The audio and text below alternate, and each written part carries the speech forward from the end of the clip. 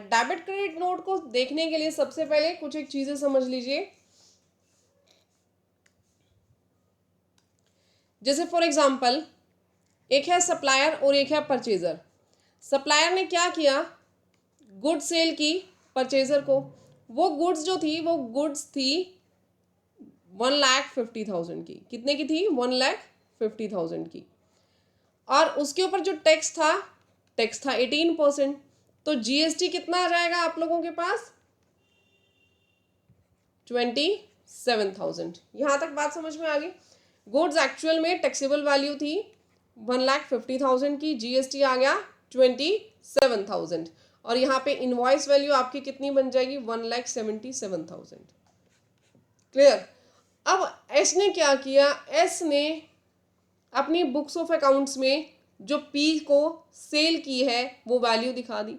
But बाद में S को पता चला कि ये जो गुड्स उसने सेल की हैं ये गुड्स एक्चुअल में 1,50,000 की नहीं थी, ये गुड्स एक्चुअल में थी 1,80,000 की। गुड्स एक्चुअल में कितने की थी? 1,80,000 की थी। तो यहाँ पे जीएसटी भी किस रेट से लगना चाहिए था? 1,80,000 के हिसाब से लगना चाहिए था। तो कितना जीएसटी आना चाहिए था इसका? 32400। ये जीएसटी अमाउंट होनी चाहिए थी और ये क्या होनी चाहिए थी? Taxable value. बाद में उसे रियलाइज हुआ कि उसने गलती से बिल इतने का बना दिया, कुछ भी क्लैरिकल एरर हो गई होगी। यहां पर क्या होना चाहिए था? आपने 1,80,000 वैल्यू दिखाई है। अब आपको जो सप्लायर है, सप्लायर क्या करेगा? वैल्यू बढ़ा करके दिखाएगा इसको ठीक करने के लिए। यहाँ पे वो जीएसटी भी बढ़ा करके दिखाएगा, यहाँ पे वो टैक्सेबल वैल्यू भी बढ़ा करके दिखाएगा, तभी तो बिल ठीक होगा ना। 1,50,000 को आपने क्या बनाना है? 1,80,000, यानी 30,000 यहाँ पे आपको बढ़ाना है। आपने 27,000 को 27,000 की जगह क्या होना चाहिए था आपके पास? 32400, यानी 5,400। जीएसटी भी इंक्रीज होना चाहिए। तो ये कैसे करोगे? ये बिल कैसे ठीक होगा? आप इस बिल के अगेंस्ट एक डेबिट नोट इशू करेंगे। क्या इशू करेंगे? Debit note. ठीक है, सप्लायर क्या करेगा? परचेजर को एक डेबिट नोट इशू कर देगा। कितने का डेबिट नोट इशू करेगा? 30,000 का। और इसका 18% क्या आ जाएगा? जीएसटी 5,400। अब ये 5,400 का आईटीसी कहां रिफ्लेक्ट करेगा? पी के 2A और 2B में। देखो अब मेरी बात ध्यान से समझना। इसमें पहले बिल कितने का था? पी को कितने का बिल मिला था? पी को बिल मिला था 1,80,000 की, जिसमें टैक्सेबल वैल्यू थी। जीएसटी उसके अंदर था कितना? 1,50,000 थी यहाँ पे, ये था ना 1,50,000। ठीक है, इसको हम ठीक करके लिख देते हैं। That was 1,50,000। यहाँ पे 1,50,000 की वैल्यू थी, 18% जीएसटी था, यानी 27,000 का जीएसटी था। क्लियर? अब हमने क्या किया? एक्चुअल बिलिंग कितने की थी ये भी लिख लो। यहाँ पे एक्चुअल बिलिंग जाने कितने की चाहिए थी? 1,80,000 की, और यहाँ पे 32400 की ये जानी चाहिए थी। अब हमने क्या किया? हमने क्रेडिट नोट इशू कर, डेबिट नोट इशू कर दिया। सप्लायर ने डेबिट नोट इशू किया। डेबिट नोट से ये प्लस हो गया यहाँ पे कितना? 30,000 प्लस हो गया यहाँ पे कितना? 5,400। जब आप इसको ऐड करोगे तो ये बन जाएगा 1,80,000, ये बन जाएगा 32400। तो एक्चुअल बिल आ गया आप लोगों के पास। डेबिट नोट कब काटते हैं, कब इशू करते हैं? जब हमें वैल्यू को बढ़ाना हो, जब हमें वैल्यू को बढ़ाना हो, सप्लायर ने जब वैल्यू को इंक्रीज करना हो तो वो इशू करेगा डेबिट नोट। बट यहीं पे वाइस वर्सा कुछ हो जाता तो, वाइस वर्सा यानी कि सप्लायर ने जो परचेजर को इशू किया था बिल 1,50,000 का इशू किया था, राइट?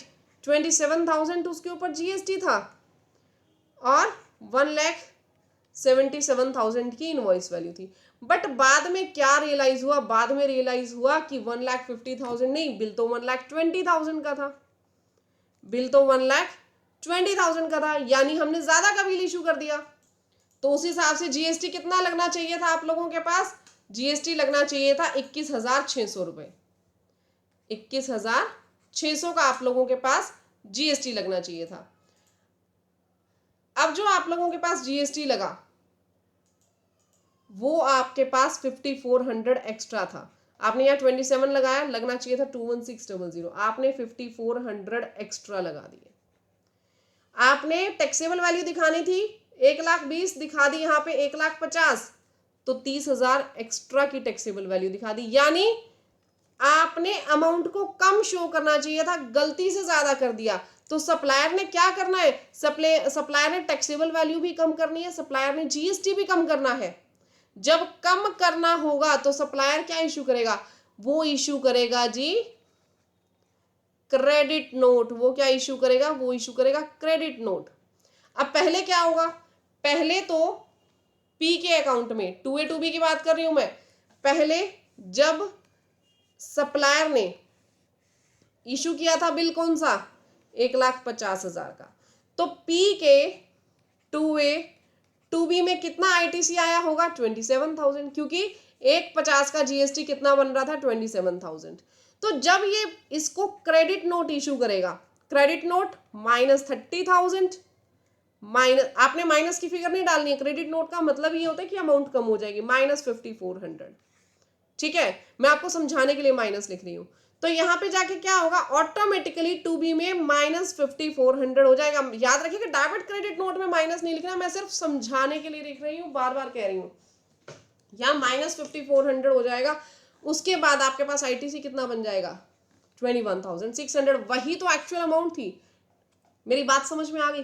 तो नेट इफेक्ट आपका सेम हो जाता है। जो भी आपसे मिस्टेक हुई है या किसी भी वजह से आपने अगर कम या ज्यादा का जो अमाउंट है वो ट्रांसफर कर दिया, तो उसको हम कैसे सेट ऑफ कर सकते हैं, डेबिट क्रेडिट नोट इशू करके। यहां तक आप लोगों को मेरी बात समझ में आ गई, डेबिट क्रेडिट नोट है क्या। अब एक छोटा सा पॉइंट मैं इसमें और ऐड करूंगी। ये सप्लायर, ये परचेजर, सप्लायर ने इसको इशू कर दिया क्रेडिट नोट। सप्लायर ने क्या इशू किया, क्रेडिट नोट। ध्यान रखिएगा, जो सप्लायर के लिए क्रेडिट नोट है वो इसके लिए क्या होता है, डेबिट नोट, और जो इसके लिए क्रेडिट नोट होता है वो इसके लिए क्या होता है, डेबिट नोट। ठीक है, अब इसका थोड़ा सा एस्पेक्ट मैंने कुछ एक नोट्स इसके लिए बनाया, उसमें आपको और अच्छे से विद एग्जांपल समझ में आ जाएगा डेबिट क्रेडिट नोट है क्या। देखिए, what is a debit note under GST, what is a debit note under GST. Debit note मतलब जो आपने टैक्सेबल वैल्यू है या जो टैक्स चार्ज है वो कम दिखाया है। जैसे सप्लायर ने 1,50 दिखा दिया, लेकिन कितने पे डिडक्ट करना, कितने पे जीएसटी देना था उसको, 1,80 पे, 1,80 का बिल दिखाना था, गलती से कम का दिखा दिया। तो वैल्यू को इंक्रीज करने के लिए, टैक्सेबल वैल्यू और टैक्स को इंक्रीज करने के लिए आप क्या इशू करते हैं, आप डेबिट नोट इशू करते हैं। फॉर एग्जांपल, इनवॉइस 1,00,000 का था, 18% जीएसटी, 1,18 की इनवॉइस वैल्यू आनी थी, लेकिन बाद में पता चला 1,20 का इशू करना था। तो 1,20 का 18% कितना हो गया, 141,600। हम लोग क्या करेंगे, डिफरेंशियल अमाउंट का इसमें से माइनस करेंगे 1,20,000, कितना आ गया, 20,000। 20,000 का आप 18% जीएसटी लेंगे और इतने का डेबिट नोट आप लोग इशू कर देंगे। क्लियर। इम्पैक्ट क्या पड़ेगा जीएसटीआर1 पे, वो अपना जो डेबिट नोट है वो 9B टेबल में दिखा देगा। कैसे डालना है प्रैक्टिकली वो भी मैं आपको बताऊंगी। और आउटपुट टैक्स लायबिलिटी क्या हो जाएगी आपकी, इंक्रीज हो जाएगी। वो आउटपुट टैक्स लायबिलिटी जब आपने दिखाया, जब आपने डेबिट क्रेडिट नोट डाला, उस टाइम पे आप लोग पे ऑफ कर देंगे। क्लियर। नाउ क्रेडिट नोट की अगर मैं बात करूं, देखो जब सप्लायर गलती से एक्स्ट्रा अमाउंट दिखा देता है, जो एक्चुअल में दिखाना था उसके एक्स्ट्रा उसने अमाउंट दिखा दिया, तो उसको क्रेडिट नोट इशू करना पड़ता है। ठीक है, या फिर आप यूं मान के चलो, कोई आपने डिस्काउंट दे दिया एज अ सप्लायर, पहले आपने बिल दिया था 2 लाख रुपए का, 2 लाख का आपने बिल दिया था और 36,000 क्या था, जीएसटी था। बट आपने बिल के अंदर एक कंडीशन और डाली थी कि मैं आपको डिस्काउंट दे दूंगा अगर पर्टिकुलर कुछ भी जो भी कंडीशंस है वो पूरी होंगी, या वैसे ही आपने क्वांटिटी बेस्ड बाद में डिस्काउंट दे दिया, तो उसके लिए आप क्या इशू कर दोगे, उसके लिए क्रेडिट नोट इशू कर दोगे।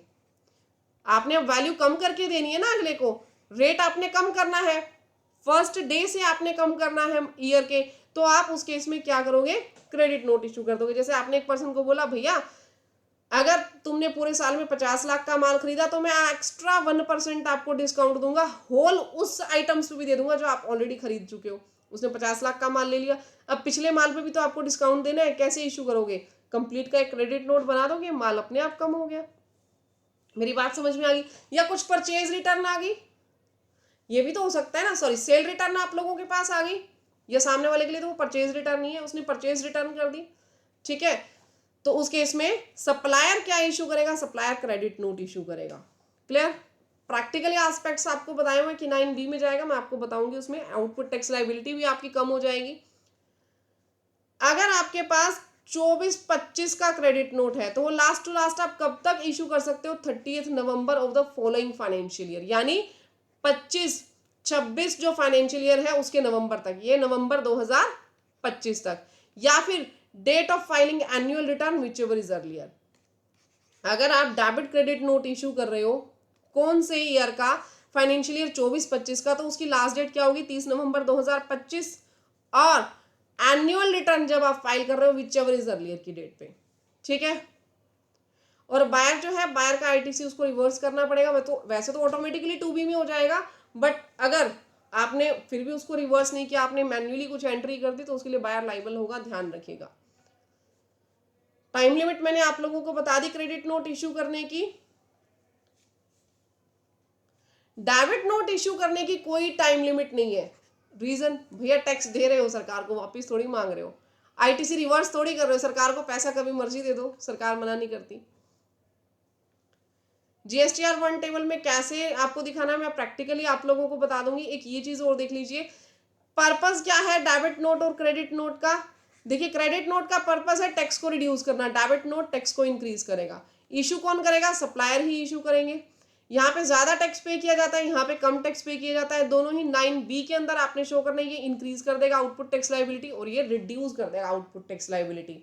ठीक है, यहाँ पे आपको ध्यान रखिएगा, इनको मिस्टेक सबसे ज्यादा लोग क्या करते हैं, ओरिजिनल इनवॉइस के साथ एक तो लिंक नहीं करते, और कई बार जो टाइम पीरियड आपका खत्म हो जाता है उसके बाद क्रेडिट नोट इशू किए जाते हैं। और आप लोग R1 के अंदर प्रॉपर रिपोर्टिंग कीजिए। यहाँ पे जो सामने वाला बायर है, बायर भी 2B के अंदर अगर आपका नेगेटिव हो रहा है, 2B के अंदर अगर आपके पास नेगेटिव हो रहा है 2B के अंदर अमाउंट क्रेडिट नोट की वजह से, तो उसको आप मैन्युअली मत छेड़े, उसको जाने दीजिए अमाउंट को, उसी टाइम लेस होने दो, अदरवाइज कल को लिटिगेशंस आपके ऊपर आ जाएंगी। क्योंकि जब क्रेडिट नोट इशू कर दिया सामने वाली पार्टी ने, तो टैक्स आपका जो आईटीसी है वो कम हो रहा है, तो उसे कम होने दीजिएगा। अब आ जाते हैं हमारे प्रैक्टिकल फाइलिंग की तरफ।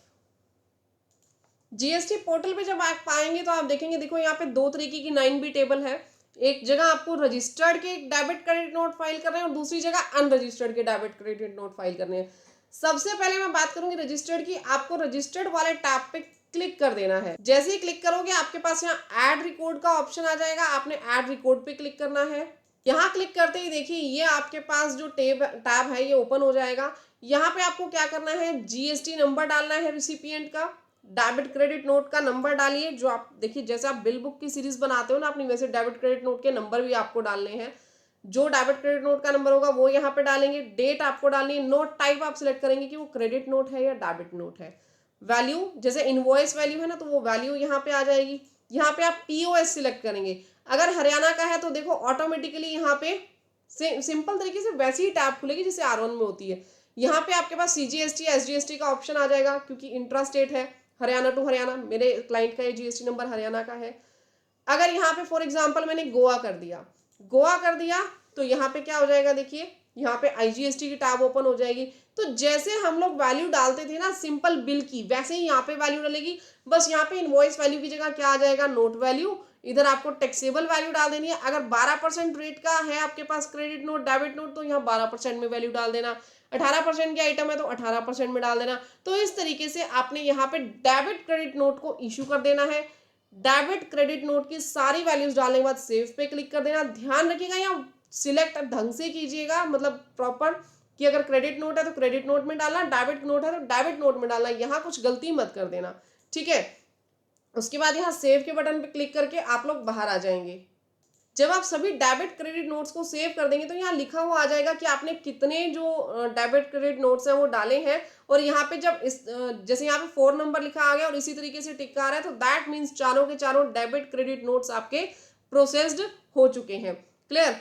अब बात आती है 9B की। 9B में थोड़ा सा आपको ध्यान रखना है। अब आप बोलोगे मैम ध्यान क्या रखना है, ध्यान रखने की तो जरूरत ही नहीं है, सीधा अनरजिस्टर्ड की तो इसमें जाएंगे। नहीं, अनरजिस्टर्ड की तो इसमें जाएंगे, बट अनरजिस्टर्ड की ध्यान से देखो 2 टैब्स हैं। अनरजिस्टर्ड की हमारे पास 2 टैब्स हैं, एक तो अनरजिस्टर्ड लार्ज इनवॉइसेस वाला, एक अनरजिस्टर्ड अदर्स वाला। तो किसके जाएंगे, इसके जाएंगे या इसके जाएंगे या फिर दोनों के जाएंगे। तो B2C में थोड़ा सा ट्विस्ट है, मैं डिटेल में आप लोगों को बताती हूं। अब देखिए यहां पे जो मैं आपको कह रही थी एक छोटा सा ट्विस्ट है। क्या ट्विस्ट है?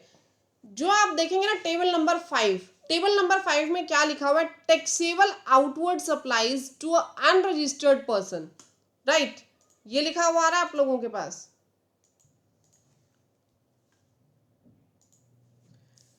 Where a place of supply is other than the state where supplier is located, यानी कि मेनली आपको ये दे रखा है कि इंटरस्टेट जो सप्लाई है वो करना है यहाँ पे रिकॉर्ड, और वो इनवॉइस लेने हैं जो 1 लाख से ज्यादा है। इसके अलावा कुछ नहीं लिखा हुआ था। बट अगर टेबल नंबर 7 आप देखोगे, यहाँ क्या लिखा हुआ? Taxable supplies. मैंने एक पॉइंट यहाँ पे छुड़वा दिया था कि मैं आगे करवाऊंगी।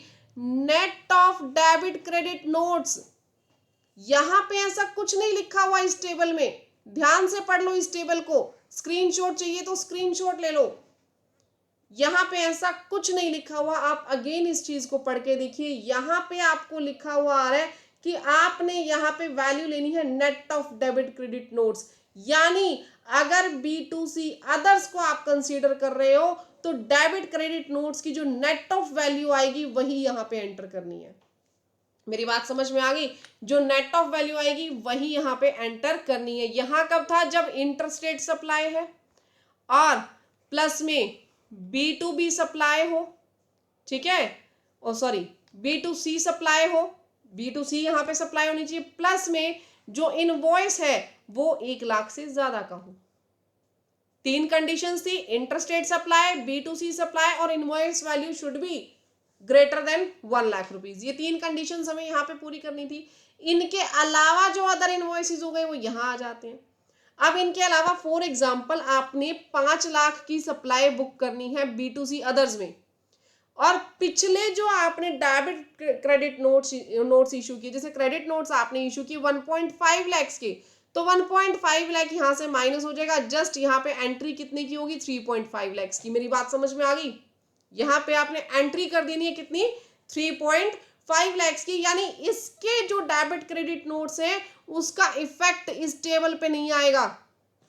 देखिए ये टेबल क्या कह रही है? 9B टेबल, 9B टेबल कह रही है details of debit credit notes for unregistered user, कि अनरजिस्टर्ड की जितने डेबिट क्रेडिट नोट है वो यहां बता दो। बट ये टेबल क्या कह रही है? भैया मैं B2C तो आती हूं, ये कह रही है अनरजिस्टर्ड के डेबिट क्रेडिट नोट बताओ। फिर से सुन लो, कंफ्यूज नहीं होना, बहुत अच्छे तरीके से डिटेल में बताने की मैं कोशिश कर रही हूं। ये कह रहा है कि डेबिट क्रेडिट नोट अनरजिस्टर्ड के मुझे बताओ, लेकिन इसने बोल दिया भैया किसी को मर्जी बता दो कोई भी, लेकिन मेरे जो डेबिट क्रेडिट नोट्स हैं मैंने किसी को नहीं बताने, मैं तो net off debit credit note अपनी वैल्यू यहीं पे दिखाऊंगा। तो यानी कि इसकी वैल्यू तो यहां रिकॉर्ड होगी, ठीक है, हाँ इससे कर देते हो, इसकी वैल्यू तो यहाँ रिकॉर्ड होगी, लेकिन इसकी वैल्यू यहाँ पे रिकॉर्ड नहीं करनी। इसकी वैल्यू इटसेल्फ अपने ही टैब के अंदर रिकॉर्ड होगी, यहाँ पे इसकी वैल्यू रिकॉर्ड नहीं करनी है। मेरी बात समझ में आ गई? क्लियर है आप सभी को? ठीक है, तो यहाँ पे इसकी वैल्यू सेम मंथ के अंदर ही आप लोग माइनस करके दिखा देंगे। तो अभी आप लोगों को क्लियर हो गया कि यहाँ पे टेबल 9B अनरजिस्टर्ड में हमें किसको रिकॉर्ड करना है? सिर्फ टेबल नंबर 5 के एंट्रीज को। टेबल नंबर 7 के एंट्रीज टेबल नंबर 7 में ही आप लोग एडजस्ट कर देंगे। अब चलते हैं प्रैक्टिकल फाइलिंग पे। देखिए GST पोर्टल पे हम लोग आ गए हैं। GST पोर्टल पे आपको यहाँ पे 9B टेबल पे सबसे पहले तो जाना है। इसमें 5 की एंट्रीज कैसे एडजस्ट करनी है वो मैं आपको बता देती हूँ। ऐड रिकॉर्ड पे क्लिक करने के बाद ये टैब आप लोगों के पास ओपन हो जाएगा। डेबिट क्रेडिट नोट आपको यहाँ पे नंबर लिखना है। यहाँ पे कोई पार्टी का नाम नहीं आएगा, ये जस्ट आपको B2C ही लिखना है। बट अगर एक्सपोर्ट है तो export with payment, without payment, with payment, without LUT वाला था, और विदाउट पेमेंट के लिए मैंने बताया था LUT वाला जो केस है, ठीक है। अगर एक्सपोर्ट है तो यहाँ से सिलेक्ट कर लेना। डेट डाल देंगे आप, यहाँ पे नोट की वैल्यू आ जाएगी, नोट टाइप की डेबिट है या क्रेडिट है। POS जो आपके पास प्लेस ऑफ सप्लाई है वो यहाँ पे एंटर कर देना। देखो हरियाणा यहाँ पे एंटर ही नहीं हो रहा। आप यहाँ पे क्लिक करके देखोगे ना, ये देखो हरियाणा के ऊपर एंटर ही नहीं होगा। रीजन बीइंग B2C जो आपके इंटरस्टेट वाले हैं, 5 टेबल क्या कह रही थी? B2C हो, इंटरस्टेट हो, 1 लाख से ज्यादा का सप्लाई हो, तो यानी इंट्रास्टेट वाले तो सारे गई टेबल नंबर 7 में ना। टेबल नंबर 5 तो उनके लिए बात ही नहीं करती। तो यहाँ पे सिर्फ टेबल नंबर 5 की डिटेल्स आ रही है, इसलिए हरियाणा वाला टैब लॉक है। लेकिन जब मैं दिखाऊंगी ना आपको अदर वाला टैब, कौन सा 7 वाला टैब, वहां पे आपके पास ओपन होता है ये वाला टैब, हमने कल की वीडियो में भी देखा था। तो यहाँ पे आपने जो भी आपका पीओएस है वो आप सिलेक्ट कीजिए, आईजीएसटी ही आएगा यहाँ पे ऑलवेज, क्योंकि इंट्रा स्टेट का तो आपके पास लॉक्ड है सिस्टम यहाँ पे। तो आपने स्टेट वाइज जितने भी आपके डेबिट क्रेडिट नोट्स हैं वो यहाँ पे एंटर कर दोगे और सेव के बटन पे क्लिक कर दोगे। यहाँ पे पीओएस वाइज आपके जितने भी होंगे वो एक साथ आप एंटर कर दीजिएगा, ठीक है जी। नेक्स्ट अब बात करेंगे कि ये जो B2C 7 नंबर टैब है, इस 7 नंबर में आपको किस तरीके से शो करना है। देखिए 7 नंबर टैब पे जब आप क्लिक करोगे तो आपके पास यहाँ आपको ऐड रिकॉर्ड पे क्लिक कर देना है। अब यहाँ पे देखो, यहाँ पे पीओएस का ऑप्शन आएगा जैसे हम लोग एंटर करते थे। यहाँ पे देखो हरियाणा का जो टैब है वो भी आप लोगों के पास ओपन हो जाएगा। यहाँ पे मैंने फॉर एग्जांपल हिमाचल का टैब ओपन कर दिया। अब यहाँ पे जो टैक्सेबल वैल्यू डालोगे ना वो माइनस करके डालना, जैसे कि आपकी टैक्सेबल वैल्यू है 1 लाख, 1 लाख के बिल आपने एंटर करने हैं, 20,000 आपका क्रेडिट नोट है, तो आप यहाँ पे सीधा वैल्यू डालेंगे 80,000 की, ठीक है। सीधा वैल्यू कौन सी डालेंगे, 80,000 रुपीज की। यहाँ पे आपको रेट सिलेक्ट करना है, आईजीएसटी सिलेक्ट करना है और सेव के बटन पे क्लिक कर देना है, ठीक है। हरियाणा हो तो हरियाणा सिलेक्ट कर लेना, यहाँ पे सीजीएसटी एसजीएसटी का ऑप्शन आ जाएगा। मेरी बात क्लियर हो गई। बस यहाँ पे माइनस करके सीधा आपको वैल्यू एंटर करनी है। तो गाइज आज की इस वीडियो में हम लोगों ने टेबल नंबर 8, 9, 9B यहाँ तक कवर कर लिया है। कल हम देखेंगे advance tax liability, HSN code और डॉक्यूमेंट इशूड। बट एक चीज मैं आपको बता दूं, कोई भी डाउट्स अगर आपको आ रहे हैं तो आप मुझे कमेंट सेक्शन में पूछिए। कोई अदर आप वीडियो चाहते हैं, कोई ऐसा टॉपिक है जिसके ऊपर बनवाना चाहते हैं तो वो मुझे कमेंट सेक्शन में बताइए। साथ ही साथ जाने से पहले वीडियो को लाइक कर देना, चैनल को सब्सक्राइब कर देना। और एक और इम्पॉर्टेंट डिस्कशन मैं आप लोगों से करना चाहती हूँ कि अगर आप लोग चाहते हैं कि मैं लाइव सेशंस आप लोगों के लिए लूँ डाउट से रिलेटेड, ठीक है, अगर आप चाहते हो कि डाउट्स के कुछ सेशंस रखे जाएं जो कि यूट्यूब पे लाइव सेशंस हो, तो आप लोग मुझे कमेंट सेक्शन में बताइए। अगर आप लोग इंटरेस्टेड हैं उन लाइव सेशंस के लिए तो मैं वीकली 1 दिन का लाइव सेशन रखूंगी, 1 घंटे या आधे घंटे के लिए। बट अगर हमारे पास इतनी स्ट्रेंथ होती है तभी हम ये लाइव सेशन जो है वो अनाउंस करेंगे। कमेंट सेक्शन में रिप्लाई जरूर कीजिएगा कि ऐसे डाउट सेशंस क्या इंपॉर्टेंट होंगे हम लोगों के लिए, बताइएगा जरूर। और जाने से पहले वीडियो को लाइक, चैनल को सब्सक्राइब जरूर करना। बहुत डिटेल में जो पेड वीडियोस हैं वो मैं आप लोगों को फ्री ऑफ कॉस्ट यूट्यूब पे प्रोवाइड करती हूँ। तो मिलते हैं गाइज नेक्स्ट वीडियो में, नेक्स्ट पार्ट में। Thank you, bye bye, take care everyone.